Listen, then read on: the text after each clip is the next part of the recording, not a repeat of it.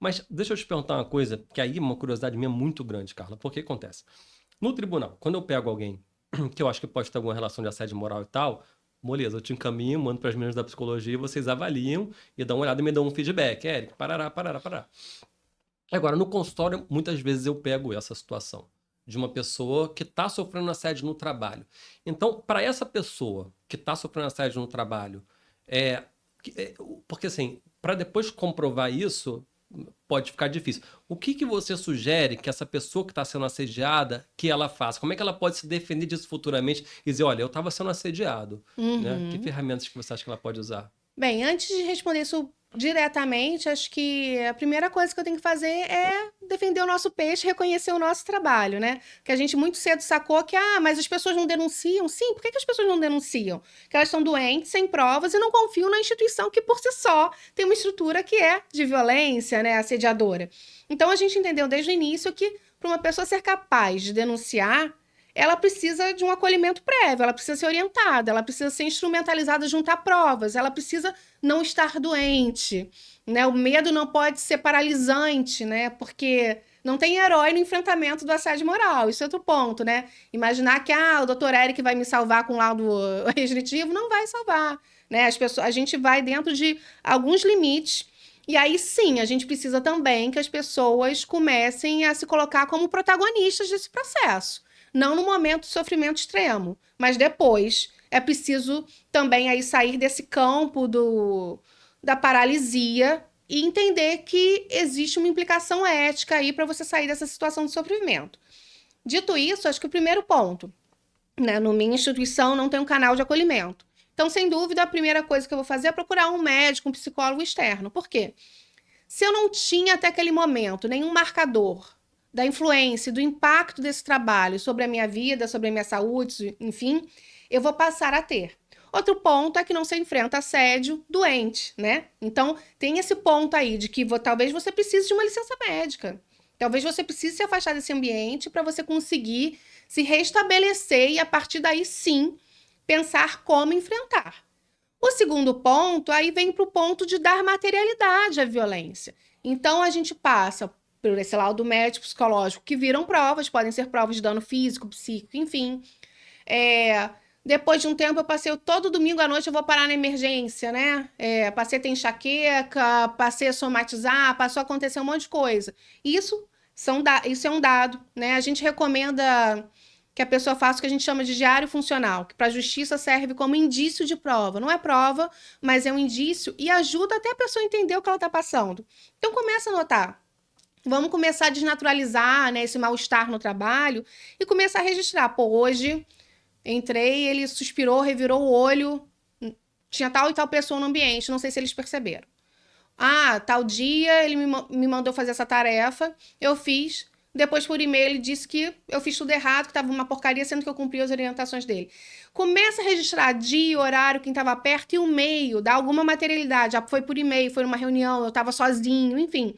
Começa a registrar, porque isso vai te dar um norte de possíveis testemunhas, de possíveis provas e de frequência de repetição. Avaliações funcionais muito negativas, né? Faz tudo errado, tá uma porcaria, você só chega atrasado, nada disso é crítica profissional. Eu venho dizendo que um chefe, um gestor, tem todo o direito de pensar, pô, esse trabalho tá uma porcaria. Tem o direito de pensar, mas não tem o direito de falar. Ele tá na condição de gestor porque ele deveria conseguir traduzir a insatisfação dele em um meio de correção desse trabalho. Ou seja, o assédio ele está nas ferramentas que eu utilizo. Então, eu tenho que olhar para um trabalho que não me agrada e ser capaz de, olha, eu preciso que você aprimore tal coisas, que vou te dar o período X, criar uma corresponsabilização, né, feedbacks. Então, essa coisa subjetiva, você só faz tudo errado, você é um péssimo funcionário, você é sensível demais, tudo isso não é crítica de trabalho, isso daí gera um alerta, né? Evitar a devolver as agressões na mesma moeda, né? Por isso eu preciso de um auxílio de médico, psicólogo, enfim. Porque o que o agressor quer é provar que eu sou um mau trabalhador. O que ele quer é minha explosão. Né? E isso é o grande dilema do assédio. E aí que a Irigoyen traz essa questão da dimensão perversa do assédio, né? Porque eu faço a vítima parecer aquilo que eu quero que ela pareça. Então, eu te induzo ao erro, eu pratico meio que um gaslighting com você e você começa a achar que você tá maluco e você fica mais sensível, você adoece. Um belo dia você explode no trabalho com alguém e eu digo, ó, tá vendo, maluco? Por isso que eu trato ele assim. Então, tem essa nuance, né? E aí, até a Rita Segato, uma professora da UNB, essa frase é sobre vítimas de abuso sexual. Mas ela me ajuda muito a pensar nas vítimas do assédio como um todo, né? Que ela diz que a vítima não precisa ser boa e pura para ser compreendida como vítima, basta ser pessoa. Ou seja, né? Não, você não pode justificar, porque ele errou, porque é um mau funcionário. Eu cometo assédio porque ele é um mau funcionário. Não, então você é um péssimo gestor também, né? Que você tinha que conseguir criar meios, né, de que essa pessoa trabalhasse de outra forma.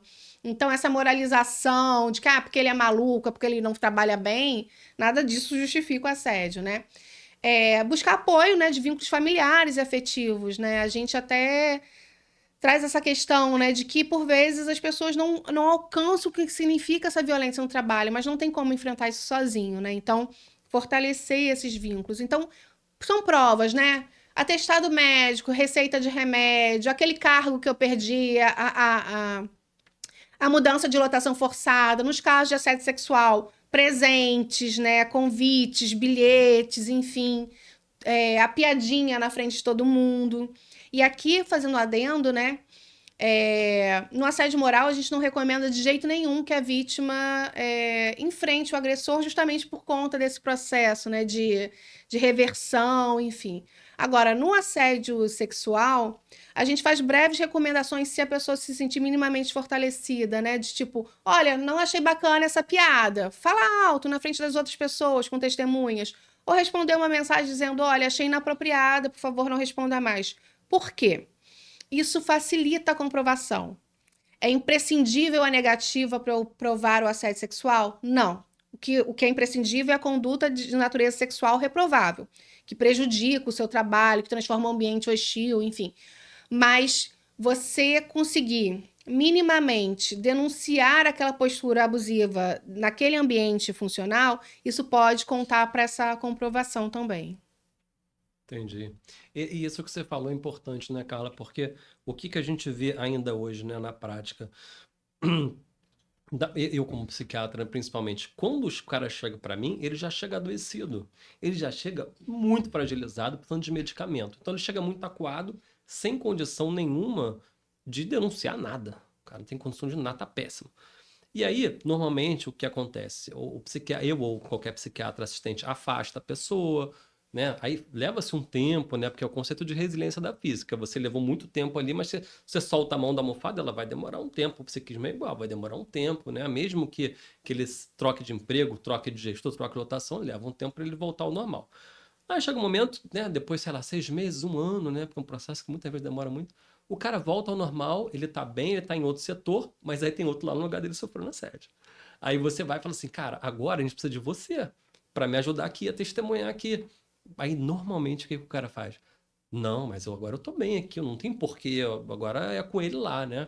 Então é muito comum isso. O cara, quando chega pra gente, independente de eu estar no tribunal ou no consultório, quando chega pra mim, ele chega adoecido, e depois que ele se recupera, ele não quer muito o assunto com essa situação, que acho que tinha que ter uma conscientização, mas dá até para entender um lado que é o medo, né? O cara é um pai de família, ele tem medo, cara, fulano lá é o chefe da empresa, ou então do serviço da repartição pública, posso ter um represário, de repente fico desempregado, como é que ficam meus filhos?